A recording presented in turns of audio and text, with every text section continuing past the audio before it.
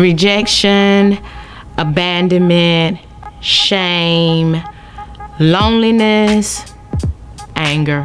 Hi, I'm Stephanie Dillard, author of Mary's Girl, a story of overcoming the emotional and spiritual effects of a parent's mental illness. I would like to invite you to my book signing and review that will take place on Friday, October the 19th at 6:30 at Buttercup's Bakery. That's 4650 Merchant Park Circle in Collierville, Tennessee. I would love to see you there. Let's end the stigma concerning mental illness.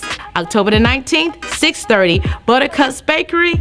See you there. Mary's Girl is a story of overcoming the emotional and spiritual effects of a parent's mental illness. It's a story about my journey as a young girl and my response to my mother, Mary Delores Reese-Calhoun's mental illness. Growing up, I knew that my mother was quote unquote sick, but I knew it was another type of sick. Knew it wasn't cancer or diabetes or thyroid disease, but I knew that it was something different and she wasn't like other mothers. And of course that made me feel left out. I felt abandoned. I felt rejected. I always wanted to see her during the holidays. That was a time that I really would yearn and really want my mother during those times like that when family get together, and you know that it's kind of emphasized even subliminally that she's not there. I can remember my uncle would come and get my brother and I to go see my mother at what is now called Bryce Mental Hospital, but back then it was called the Alabama Hospital for the Criminally Insane. And it was just as you probably would see when you would look at a horror movie. It was so dark and tall and gothic looking to me, and persons were walking around talking to themselves, and so I saw my mother there. She was kind of like in a fetal position, rocking back and forth, and almost every time that we would go to see my mother that he would take us, and it was about an hour and 45 minutes or maybe an hour and a half away from Birmingham, Alabama, you know, I would just cry because I knew that she couldn't come back with us, and I didn't like to see her in that state, but all at the same time I would be glad to see her, but just hate to see her in that state. I can remember when I was pregnant with Faith and I was talking to my mother's sister, who's my aunt, and she was just saying that I had to be very careful about how I carried the baby, what I thought about, my emotions, and it wasn't until that time that I really began to, I guess a fear came on that I didn't want to turn out like my mother, you know, because that is what happened to her. She became mentally ill after having my brother and I. The diagnosis was postpartum psychosis, and that's like the highest form of postpartum depression, where a woman loses contact with reality, and she herself is in danger as well as her baby. Growing up, milestones would be other times that I would really yearn for my mother, like coming into womanhood, going to high school, graduating from high school, going off to college, graduating from college. Even, you know, so much is so one of the most happiest days of a woman's life, in my life, getting married. She wasn't able to be there, and that was tough. I wasn't picked on because my mother was mentally ill, and I guess how I dealt with it is I just internalized it, didn't talk about it pretty much at all. My friends now, I did make them aware that I had a stepmother, but I didn't go into details where my mother was, what was going on with her. So a lot of my friends that I had growing up in elementary, middle, and high school, and some in college, they just assumed that my mother was dead because I never talked about her. Emotionally, I felt the rejection, the abandonment, loneliness, the shame, And spiritually, the enemy tried to play with my mind and make me believe that I was going to be just like my mother, not going to be able to take care of our children, just like my mother was not able to take care of my brother and I. Made me feel like that my husband was going to leave me because I was going to be sick.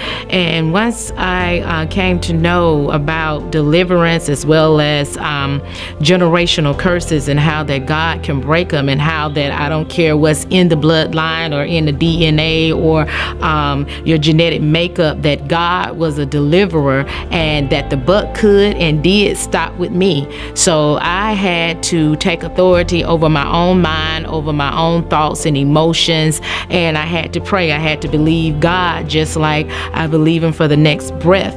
So that's how I dealt with the emotional and the spiritual effects of my mom's mental illness. I wrote Mary's Girl because I wanted, number one, the world to know in my journey, I ended up, and I am now, the legal guardian, conservator, and caregiver for my mother. And over the past couple of years, you know, she's had health challenges, so much so that the doctors told me just to give her up and put her into hospice. And but now, you know, she's doing much better, and I just wanted the world to know that if anything that I am at all, number one, it's because of God, and it's also because of my mother. You know, part of my story is that the doctors suggested to her way back in the 70s that she should have an abortion, that it would not be good for her emotionally and physically, mentally, that it just would not be good for her to have me. And she did. So I also wanted to take away the stigma in the Black community and just in the world in general. It is a stigma when it comes to mental illness and emotional wellness. You know, we'll go to the doctor because our head hurts, because blood pressure's too high, sugar's too low. But when it comes to our emotional health and well-being, we get shamed. And you know, sometimes it's inwardly, sometimes it's among our community, and sometimes it's just how society views someone that is honest about their emotional health. So I wanted to take away the stigma. Also, the book can serve as an educational piece, the various terms that I had to learn just dealing with my mom's mental illness, even when I became her guardian and had to bring her all the way from Birmingham, Alabama here. I had to learn all things mental illness, the various entities of the mental illness. I had to learn about that. I had to learn about social workers. I had to learn about family law. I just had to learn so many things. I had to learn about the healthcare community. Had to learn about Medicaid and just so many things. And so I just wanted the world to know that you're not alone. And if I could help in any way and be a resource to know that you can make it and overcome and be a blessing to somebody else, that's what it's all about.